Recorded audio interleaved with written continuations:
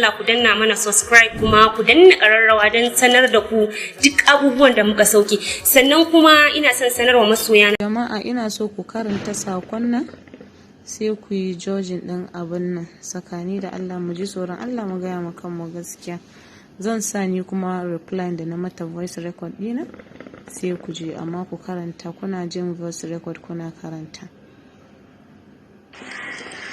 Assalamu alaikum Hajiya Fatima, ina so miki tafin amma kuma tafin zai yi yawa. Na ji sakonki gabaki daya na karanta kuma na ga abubuwan da kike ce. Point of correction, ki gyara kalamanki. Ba wai ina ikirarin cewa ni masoyiyar annabi bace. Ni masoyiyar annabi ce na gani kashe ni, kuma ina iya in yi komai dan shi, ina iya in bar komai dan shi. Kina cewa sa hotonsa Sadiya Haruna bayan da ba kya sammani ba. Mijinkin da kin addabe shi ko ina idan ya zauna yana faɗan matsalolinki, ke baki san ta inda kika aure shi bane? Na san ki fiya da yadda kike sammani, na san mijinki fiya da yadda kike sammani. So ki daina magana. Ki daina magana, idan zaki aje zafin kishi a kasa, ki aje zafin kishi a kasa. Ke ma wata kika zo kika samu, kuma ni aure zan yi da mijinki, ina son shi tsakani da Allah cikin zuciyata, kuma saboda annabi ne na gan shi ma bayi da munafurci. To jama'a kun ji ɗaya, bari in sa muku na biyu. Sannan maganan auren ɗansa ko yaran sannan da kika ce an fasa, ba fasa saboda Sadiya Haruna ba, saboda ni ba annoba bace, ni ba fir'auna bace, ba na aikata abin da ke kika aikata a baya. Mijinki da ya san ni ya san ko ni wace ce sai ya gaya miki wace ce Sadiya. If you don't know someone, never judge him. Na wuce tunaninki, so you better be careful with me. Asirinki da menenenki da mallakanki ni duk ba su nake bi ba, ni da Allah da manzansa na dogara.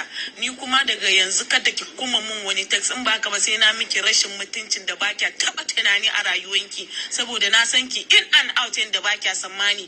Mijinki ya ban labarin ki wace ce ke, kuma na san ki, so you have to keep your mouth. Ke ma wata kika sama, kin gane?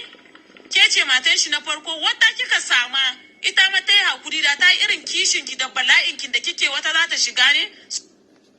Bari ku ji na uku. Wai ni Fatima, sannan ma abu na karshe, ni kina bani mamaki. Ke kina a matsayin ki na matan aure, me ya kawo ki Instagram? A matsayin ki na matan aure, me ya kawo ki kina post din hoton ki a Instagram? A matsayin ki na matan aure, kina chatting da wanda ba muharramin ki ba. Haka ake cewa Hausan ko? Ke ba za ki faɗa ma kanki ba? Ki tuba har ga Allah, ke kanki ki daina abin da kike. Kina da auren ki, ba ki daina abin da kike a waje ba. Ki har kina da bakin gaya ma Sadiya magana? In kika takura mu sai ma an gaya miki maganan da baki sani ba tsakanina ni da mijinki. So ki respect din kanki, ke ma wata kika samu. Da tana irin kishin bala'in da kike yi, da ke ba za ki shiga ba. Ni kuma wallahi bari in gaya miki asiri ko boka, na rantse miki da Allah in kina so sai dai in hada ki da su. Amma ni ba zan je gurin su ba, amma kin ga Allah da manzon sa so suke mun komi. Ya kamata ma ki yi karatun tana su a kaina, ki duba al'amurana. Yes, ki duba, idan ma baki sani ba ki duba, kin san na fi kowa makiya. Ana zagi na ta ko ina, amma a ko da yaushe Allah da manzonsa suna shiga min cikin lamarina.